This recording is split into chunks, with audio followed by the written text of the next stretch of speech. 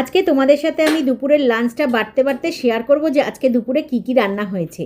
তো দেখো আজকে কি রান্না হয়নি, আজকে শুধু একটা আইটেমই করেছি আমি। একদম গরম গরম ভাত করে নিয়েছি, দেখতেই পাচ্ছ ধোঁয়া উঠছে। এখনই ভাতটা নামালাম। আর এই দেখো ইলিশ মাছের ঝোল রান্না করেছি। ইলিশ মাছের ঝোল তো মানে 10 মিনিটে একেবারে রেডি হয়ে যায়, কারণ বেশিক্ষণ লাগেই না। এই মাছের মধ্যে থেকে একটা মাছে আজকে মাছ আনা হয়েছিল, তো একটা মাছের মধ্যে একটু ডিম হয়েছে। মাছগুলোর সাইজ খুব একটা বড় না। তো যাই হোক, ডিমওয়ালা মাছটা আমি মেয়েকে দিয়ে দিচ্ছি, কারণ আমার মেয়ে ডিম খেতে খুব ভালোবাসে মাছের। তার জন্য ওই মাছটা ওকেই দিলাম, কারণ আমরা কিন্তু কেউ বেশি অত ডিম খেতে পছন্দ করি না।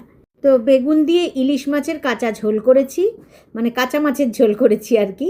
তো সর্ষে বাটা দিয়ে, আর আছে সাথে দেখো টক দই, অবশ্যই ঘরে পাতা টক দই। আর মেয়েকে দিয়ে দিলাম, বললাম দেখ তো খেয়ে যে কেমন হয়েছে টেস্টটা।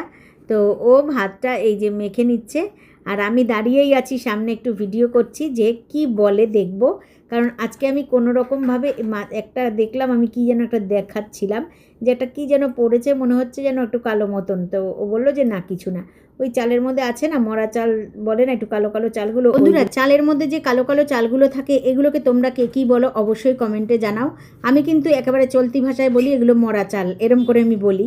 আবার কালো চালও বলি, কালো চালটা খুব কমই বলি। তো আর আমার আজকে শুক্রবারের খাবার তো তোমরা এখনও আমার ভিডিও যারা দেখো সবাই জেনেই গেছো। তো আজকে আমি ভাত খাচ্ছি, কারণ অনেক সকালে আজকে আমি একটু মুড়ি আর চা খেয়েছিলাম।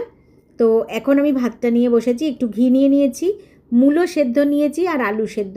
বন্ধুরা, তোমরা কে কে মূলো খেতে পছন্দ করো, আর মূলো সেদ্ধ কে কে মূলো সেদ্ধর সাথে একটু সর্ষের তেল দিয়ে কাঁচা লঙ্কা ঢলে খেতে কিন্তু দারুণ লাগে, কিন্তু আজকে আমি সর্ষের তেলটা খাবো না।